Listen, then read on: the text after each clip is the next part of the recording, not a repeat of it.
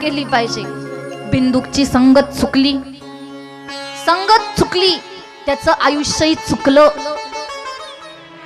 वेश्यागमन करू लागला, चोरी करू लागला, दरोडे टाकणं, नको नको ते पाप करणं, अशी त्याची दिनचर्या बनली. मी काल काय सांगितलं, आई वडील काय चूक करतात. याचं लग्न लावून दिलं की पोरग सुधरण, ही चूक करता. याच्या आई वडिलांनी पण ही चूक केली. याचा विवाह करून दिला. याच्या पत्नीचं नाव चंचुला. पत्नीचं नाव काय? चंचुला. एवढी सुंदर मायबाप, एवढी सुंदर, अवघ्या केंद्रेवाडीमध्ये तिच्यासारखी सुंदर कोणी नव्हतं. एवढी सुंदर, हो, परमपतिव्रता. 1 वर्ष तिनं पतिव्रता धर्माचं आचरण केलं. पण नंतर ती विचार करू लागली की अरे, आपले पती एवढं पाप करता, आपण चांगलं का राहायचं. शेवटी तिला संगत कोणाची लाभली? बिंदुकचीच लाभली. आपण चांगलं का वागायचं. ती सुद्धा व्याभिचार करू लागली. परपुरुषासोबत ती व्याभिचार करते. आणि एक दिवशीचा प्रसंग असा, तिच्या नवऱ्यानं तिला रंगे हात पकडलं, कुत्र्यासारखं तिला मारलं. पण बिंदुकने नंतर विचार केला, हिला मारून काही उपयोग आहे का. ही व्याभिचार करते ना, करू दे. तिनं म्हणजे त्यानं आपल्या पत्नीला सांगितलं की एक काम कर, तू जो व्याभिचार करते ना त्याच्याबद्दल पैसे घे म्हणे, आणि ते पैसे मला आणून दे. व्याभिचार करायची, पैसे आणून याला द्यायची. यानं त्या पैशाच्या माध्यमातून दुसरीकडे वेश्यागमन करणं चालू केलं.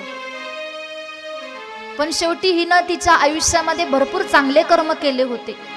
आणि चांगल्या कर्मांच्या आधारावर हिला कळालं की अरे, आपण किती दिवस वाईट कर्म करायचे, आणि ते पण याच्या नादाला लागून.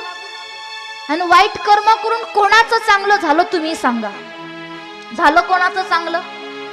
का करायचे वाईट कर्म? हा जो बिंदुक आहे का, हा म्हातारा झाला. आणि लक्षात ठेवा, आयुष्यभर तुम्ही जे पाप करता ते अंत समयाला भोगायला येतं. लक्षात ठेवा.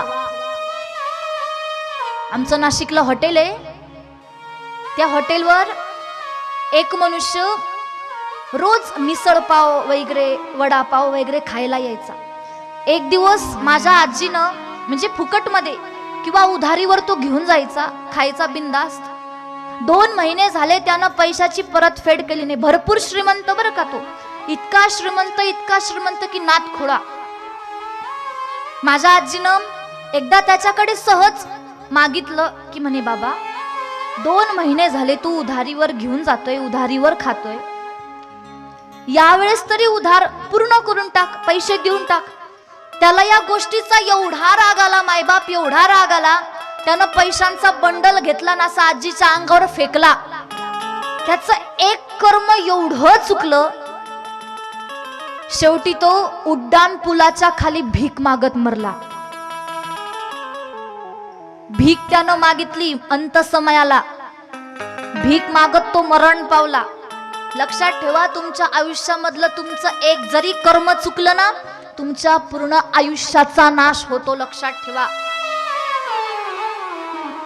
या बिंदुकनं एवढं आयुष्यभर वाईट कर्म केलं, त्याला काही चांगली गती प्राप्त होणार आहे का? तुका म्हणे, पापे येती रोगाची रूपे. अंत समयाला अनेक प्रकारच्या रोगांनी हा जर्जर झाला. इकडे चंचुला, हिचा भाऊ एक दिवस तीर्थयात्रा करायला निघणार. यानं सहज हिला विचारलं की म्हणे, मी तीर्थयात्रा करायला जाणार आहे, तू येशील का? हो म्हणे, मी पण येतो म्हणे, मी पण येते. ही चंचुला आपल्या भावासोबत तीर्थयात्रा करायला निघाली. तीर्थयात्रा करत आपलं पाप ती धुवू लागली.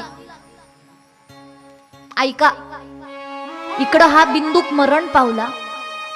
नरक यातना भोगून अजून पुढचे पाप फेडण्यासाठी याला पिशाच योनी प्राप्त झाली. कोणती? आपण म्हणतो ना, हे भूत वगैरे काही नसतं, असतं. ज्यानं आयुष्यभर वाईट कर्म केलंय ना, लक्षात ठेवा, त्याला पिशाच योनी, त्याला भूत योनी प्राप्त होत असते. आपण म्हणतो भूत वगैरे काही नसतं. भूत वगैरे नसतं तर तुलसीदासजी म्हणले असते का, भूत पिसाच निकट नाही यावे, महावीर जब नाम सुनावे, म्हणले असते का? नाही. किंवा पळे भूत बाधा भेणे तेथे, माऊलींचा प्रमाण आहे की नाही? ज्या अर्थी संतांनी सांगितलंय की भूत पिसाच निकट नाही यावे, महावीर जब नाम सुनावे, असं जर संतांनी सांगितलंय तर याचा अर्थ या जगामध्ये भूत आहे. आणि भूत बाधा कोणाला होते? ज्यानं आयुष्यभर लोकांचं लुटून खाल्लंय, ज्यानं आयुष्यभर वाईट कर्म केलेले, ज्यानं आयुष्यभर लोकांचं बळकावून खाल्लंय, ज्यानं त्याच्या आयुष्यामध्ये कितीतरी लोकांचे लग्न मोडले, हो, अशा लोकांना मी म्हणते भूताचीच योनी प्राप्त होते. आणि ही भूत योनी, पिशाच योनी अशी मायबाप, या योनीमध्ये भूक लागते पण खाता येत नाही, झोप येते पण झोप लागत नाही, तहान लागते पण पाणी पिता येत नाही. एवढी वाईट असणारी ही अवस्था आहे. आणि एक गोष्ट लक्षात ठेवा, ही भूतबाधा कोणाला होत नाही? ज्याच्या गळ्यामध्ये माळ आहे. बर का लहान लेकरं, मी काल तुम्हाला बोलली ना की तुळशीची माळ गळ्यामध्ये घाला. का घाला याच्यासाठी सांगते. तुम्हाला माहिती का की तुमच्या गावामध्ये कोणतं भूत आहे? काय भूत दिसत नसतं, ते डायरेक्ट अटॅक करतं. हा, भूत दिसत नाही. मग मला सांगा, भूताच्या अटॅक मधून जर वाचायचं असेल त्यानं काय करावं? गळ्यामध्ये तुळशीची माळ घालावी. मग मला सांगा, तुमच्यापैकी कोण कोण तुळशीची माळ गळ्यात घालणार? त्यांना हात वरती करा बरं. कोण कोण घालणार तुळशीची माळ?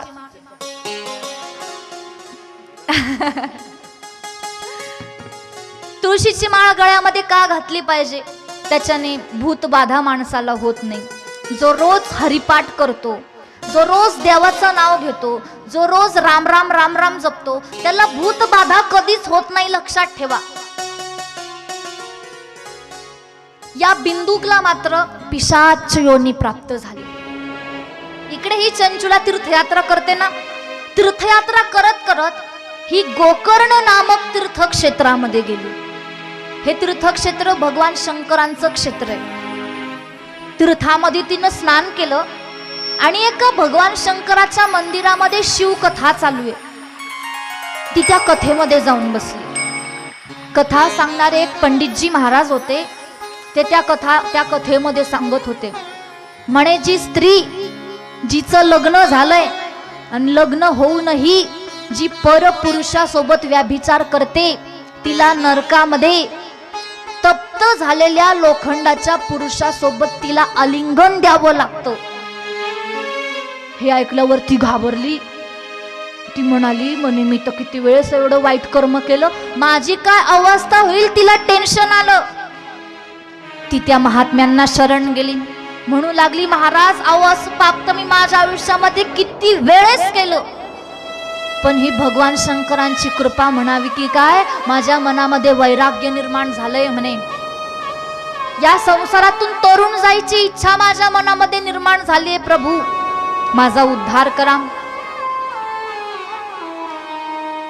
त्यावेळेस त्या ब्राह्मणानं सांगितलं, मा भैशीर द्विज पत्नी त्वं शिवस्य शरणं व्रज, शिवानुग्रहतः सर्व पापम सद्यो विनश्यति. भगवान शंकर असे सर्वांचा स्वीकार करतात.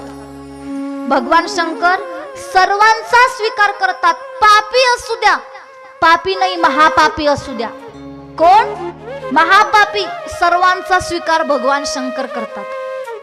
म्हणून भगवान शंकरांना दीनानाथ म्हणतात. सर्वांचा स्वीकार ते करतात. हो,